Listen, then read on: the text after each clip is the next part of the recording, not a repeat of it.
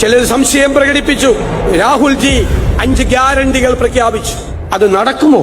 ഞാൻ നിങ്ങളോട് പറയുന്നു, UDF-ന് വേണ്ടി പറയുന്നു, അത് നടപ്പാക്കാനുള്ള ആർജവവും അതിനായി ഖജനാവിൽ പണം നിറയ്ക്കാനുള്ള ഉത്തരവാദിത്വവും UDF-നുണ്ട്. ആദ്യത്തെ 2 ഗ്യാരണ്ടികൾ സ്ത്രീകൾക്ക് വേണ്ടിയുള്ളതാണ്. KSRTC ബസ്സിൽ ഇനി നിങ്ങൾക്ക് സൗജന്യ യാത്രയാ. ഒരാളും നിങ്ങളോട് പണം ചോദിക്കില്ല. 2 കോളേജിൽ പഠിക്കുന്ന പെൺകുട്ടികൾക്ക് മാസം 1000 രൂപ അയച്ചു കൊടുക്കും. അവര് പഠിക്കട്ടെ, അവര് പഠിച്ചു മിടുക്കികളായി ഈ കേരളത്തിന്റെ അഭിമാനങ്ങളായി അവര് മാറട്ടെ. ഏറ്റവും കൂടുതൽ ചികിത്സാ ചെലവുള്ള 1ാമത്തെ സംസ്ഥാനം കേരളമാണ്. UDF-ന്റെ വാഗ്ദാനം രാജസ്ഥാനിൽ കോൺഗ്രസ് ഗവൺമെന്റ് നടപ്പിലാക്കിയ ആ ഇൻഷുറൻസ് പദ്ധതി ഈ കേരളത്തിൽ നമ്മൾ നടപ്പാക്കുക തന്നെ ചെയ്യും. നമ്മുടെ ചെറുപ്പക്കാർ അവർ വിദേശത്തേക്ക് പോകേണ്ടവരല്ല.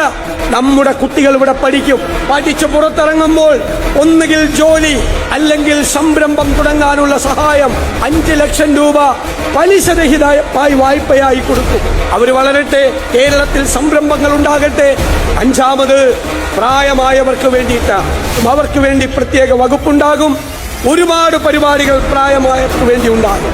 ഈ കേരളത്തിന്റെ മാറ്റം, അതാണ് UDF-ന്റെ വാക്ക്.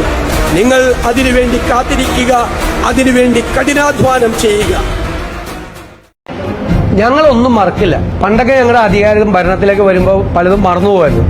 ഞങ്ങളുടെ കുഞ്ഞുങ്ങളെ ഏറ്റുവാങ്ങിയ മർദ്ദനങ്ങൾക്കും അവരുടെ ചോര ഈ കേരളത്തിൽ വീണിട്ടുണ്ടെങ്കിൽ അതൊന്നും ഞങ്ങൾ മറക്കില്ല.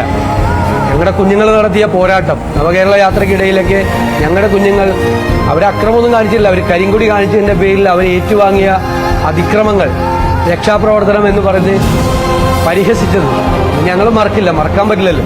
അതായത് ആ കുഞ്ഞുങ്ങളെ മറന്നു പോകുന്നതാണ് അതിൻ്റെ അർത്ഥം. അത് ഞങ്ങൾ മറക്കില്ല. അത്രയും ഞാൻ പറയുന്നത്. അതൊന്നും മറക്കില്ല, ഞങ്ങളൊന്നും മറക്കില്ല.